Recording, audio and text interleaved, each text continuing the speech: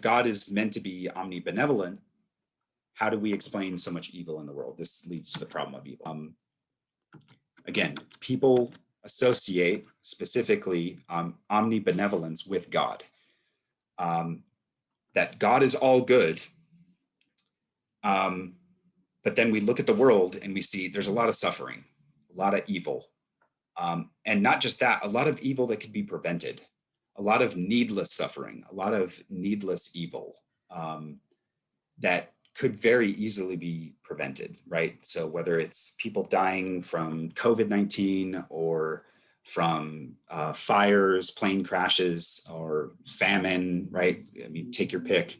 There's a lot of evil in the world.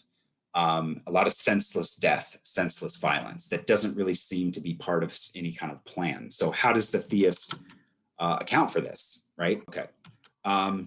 Now, at various points, theists respond by saying, well, look, there's different kinds of evil, so maybe we should be more careful. There's general evil, right, which can be thought of as that which causes human or animal suffering, right, whether it's a disease or something else. And then maybe the moral ones, right, like the bad things that which individual humans are responsible, right, like murder and robbery and things like that.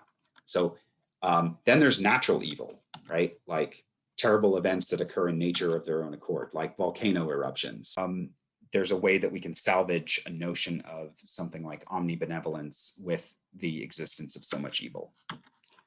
So usually theodicies come in a couple different varieties. One way to do it is to take the free will defense, which is to argue that God's primary aim was to grant us free will.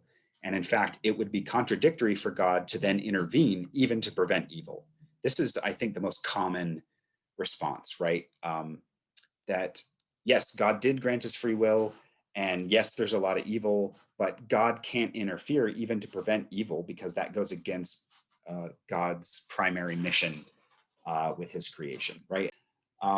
That in order to be good, we need so much evil, right? In order to value things like love and friendship and charity and things like that, there has to be bad things that happen, or else we wouldn't appreciate the good things, right? In a simplified version.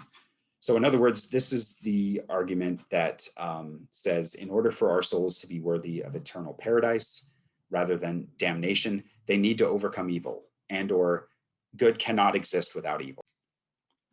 Another way to argue for, or another way to give a theodicy in this sense is to give the best of all possible worlds case. And this is essentially to argue that in the end, all evils are actually just leading to some greater good, and or that this is the best of all possible worlds God could have created. So we might complain about the world that we inhabit, but this is the best possible world we could have hoped for that God created, right? So in other words, I mean, do we need, millions of children dying of dehydration to appreciate the good? Like, why can't it just be a little bit less? It seems like we would accomplish the goal of understanding and appreciating life with a lot fewer children dying, right?